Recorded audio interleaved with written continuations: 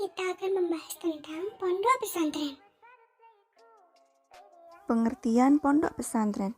Pondok artinya tempat tinggal yang terbuat dari bambu, atau bahasa Arabnya adalah funduk, yang artinya asrama besar yang disediakan untuk persinggahan. Sedangkan pesantren secara etimologi berasal dari kata santri yang mendapat awalan pe dan akhiran an, sehingga menjadi pesantrian yang bermakna kata sastri yang artinya murid. Istilah pondok pesantren adalah merupakan dua istilah yang mengandung satu arti.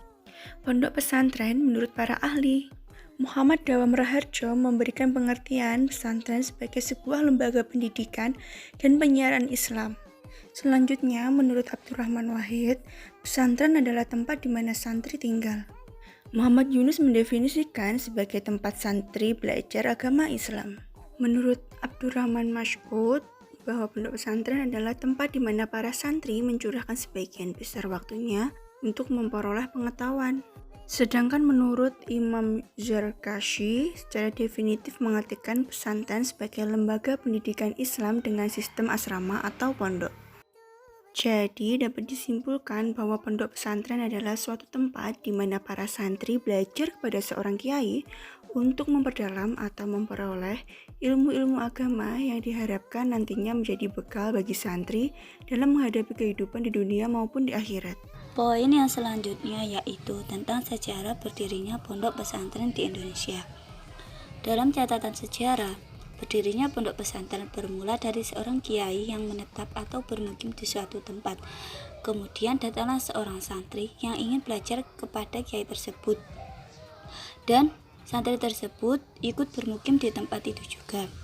Sedangkan biaya kehidupan dan pendidikan disediakan bersama-sama oleh para santri dan dengan dukungan masyarakat di sekitarnya. Hal ini memungkinkan kehidupan pesantren bisa berjalan stabil tanpa dipengaruhi oleh gejolak ekonomi di luar. Pondok pesantren dikenal di Indonesia sejak zaman Wali Songo. Karena itu, pondok pesantren adalah salah satu tempat berlangsungnya interaksi antara guru dengan murid, kiai dan santri dalam intensitas yang relatif dalam rangka mentransfer ilmu-ilmu keislaman dan pengalaman. Dilihat dari sejarahnya, pada makalah tersebut, pesantren memiliki usia yang sama tuanya dengan Islam di Indonesia. Syekh Maulana Malik Ibrahim dapat dikatakan sebagai peletak dasar-dasar pendidikan pesantren di Indonesia. Pesantren pada masa awal pendirinya merupakan media untuk menyebarkan Islam dan karenanya memiliki peran besar dalam perubahan sosial masyarakat Indonesia. Baik, selanjutnya yaitu pondok pesantren dalam perspektif sosiologi.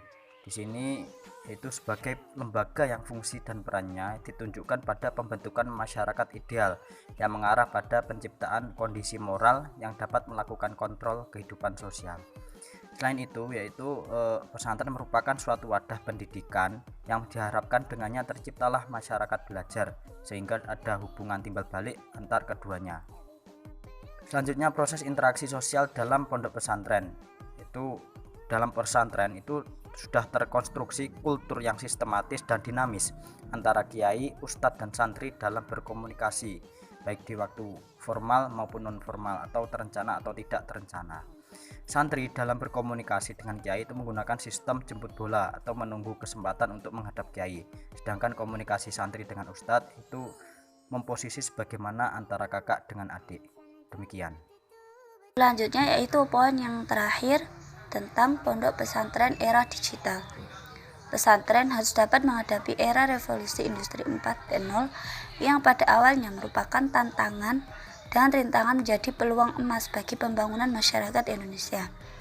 Tentunya, pesantren harus berproses dan berubah sesuai dengan kebutuhan masyarakat global dengan tidak meninggalkan tradisi lama yang masih dianggap baik. Selanjutnya, tantangan yang harus diemban oleh pesantren adalah berkaitan dengan peningkatan mutu pendidikan dan dapat menjawab tantangan zaman. Walaupun sekarang Indonesia sudah mendapatkan kemerdekaan, bukan berarti pesantren atas bebas dari masalah. Angin segar yang dihembuskan era kemerdekaan atas dunia pendidikan telah menyebabkan lembaga-lembaga pendidikan lainnya bermunculan dengan leluasa. Sekolah-sekolah negeri maupun swasta mendapat sambutan yang baik dari masyarakat. Kehadiran sekolah-sekolah ini menjadikan harga pesantren di hadapan masyarakat mulai turun. Pesantren dianggap tidak lagi mampu menghadapi tantangan pembangunan di abad sains dan teknologi.